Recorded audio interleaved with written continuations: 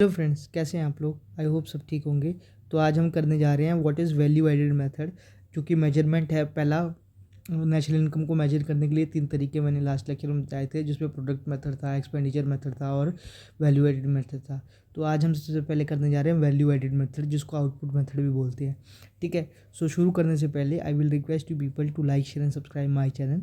Let's begin with the topic. ठीक है। So let's let us discuss the value added method for estimating national income under 3 subheads। ये 3 सबहेड्स में इसको हम पढ़ेंगे। तो ये जो लेक्चर है, इसमें हम सिर्फ मेथड की बात करेंगे कि method for estimating national income, कि प्रोडक्ट मेथड में कैसे एस्टिमेट करते हैं इसको हम, वैल्यू एडेड मेथड में हम कैसे एस्टिमेट करते हैं। ठीक है। So there are 2 approaches, final product approach and value added approach. So 2 approaches हैं वैल्यू एडेड के अंदर, 2 अप्रोचेज हैं जिससे नेशनल इनकम को हम एस्टिमेट करते हैं।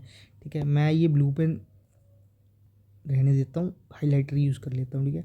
सो 3 सब हेड्स में हम इसकी बात करने जा रहे हैं, मेथड, स्टेप्स एंड प्रिकॉशन। इस लेक्चर में मैं सिर्फ मेथड्स की बात करने जा रहा हूँ। ठीक है।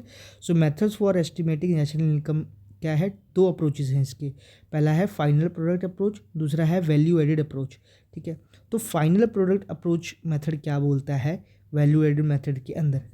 तो final product is broadly called gross domestic product. जो फाइनल प्रोडक्ट है उसको हम क्या बोलते हैं, gross domestic product. GDP is defined as a monetary value of all final goods and services produced by all producing units located in the domestic territory of a country in an accounting year। वो कह रहा है कि GDP क्या define करती है, इसका मतलब होता है एक वो monetary value of all final goods and services, जितनी भी मॉनेटरी वैल्यू है, जो भी उसकी मनी वैल्यू है एक फाइनल गुड की या सर्विसेज की।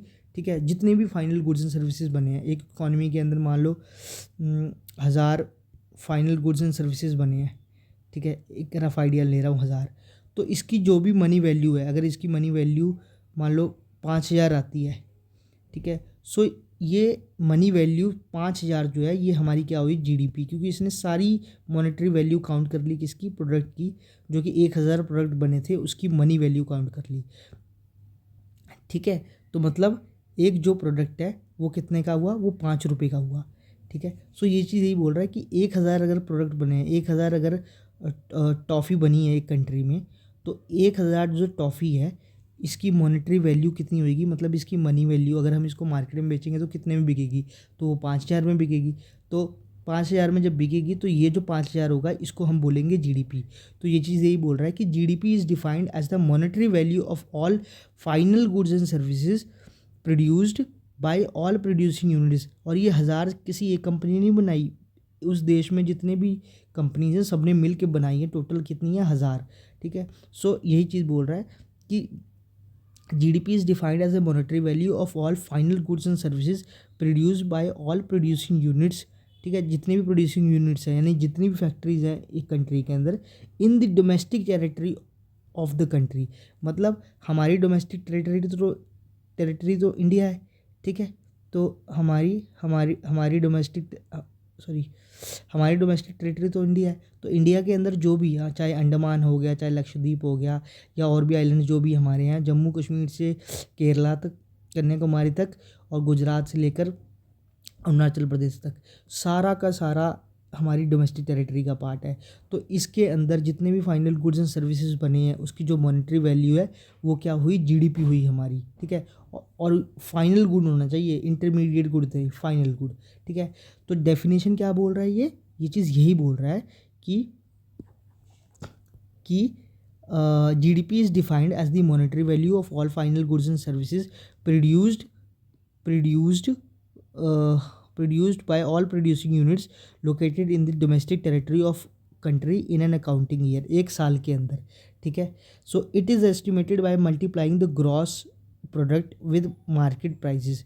ये कैसे एस्टिमेट करते हैं हम, ग्रॉस प्रोडक्ट मतलब जितने भी टोटल प्रोडक्ट बने हैं इनटू मार्केट प्राइजेस। अगर 1000 ग्रॉस प्रोडक्ट बने हैं, ठीक है, इसका मार्केट प्राइस कितना है, 5 है, तो टोटल जीडीपी कितना हुआ, 5000 हो गया। ठीक है। सो इसका फार्मूला क्या है, GVO, gross value output, MP market price is equal to price into quantity plus change in stock, ठीक है। चेंज इन स्टॉक यानी opening stock minus closing stock, या फिर ये ऐसा भी कर सकते हैं कि GVO/MP is equal to sales, क्योंकि प्राइस इंटू क्वांटिटी क्या होता है, सेल ही होता है कि इस प्राइस पे आपने बेचा तो सेल ही हो गया, तो प्लस चेंज इन स्टॉक्स, ठीक है, ये होता है। GVA/MP GDP/MP मतलब GVA/MP GDP/MP is equal to GVO/MP minus intermediate consumption, ठीक है। इंटरमीडिएट कंजम्पशन यानी रॉ मटेरियल कंजम्पशन, उसको हम नेगेट करते हैं। तो ये है बेसिकली फार्मूला इसका ना, आप इस फार्मूले पे ध्यान दीजिए, ठीक है। So since it is gross, क्योंकि ये ग्रॉस है, इट इंक्लूड्स डेप्रिसिएशन, ये इंक्लूड क्या करता है, डेप्रिसिएशन इंक्लूड करता है, ठीक है। बीइंग एट MP, जब वो MP पे होता है, इट इंक्लूड्स NIT, ठीक है। And since domestic, it is include production of all production units with in the domestic territory of a country. वही बात कर रहा है कि जितनी भी प्रोडक्शन यूनिट्स हैं डोमेस्टिक टेरिटरी के अंदर, उन सारों को इंक्लूड करता है, ठीक है। Value of only final goods and services is included to avoid problem of double counting. ये प्रॉब्लम ऑफ डबल काउंटिंग को अवॉइड करने के लिए ही फाइनल गुड्स एंड सर्विसेज को की वैल्यू को ऐड करता है। वरना रॉ मटेरियल से, अगर हम रॉ मटेरियल से क्या बन रहा है, फाइनल गुड ही बन रहा है, ठीक है।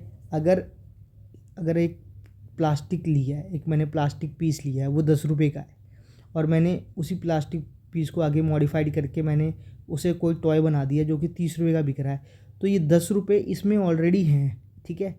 ये 10 रुपये का प्राइस इसमें ऑलरेडी है।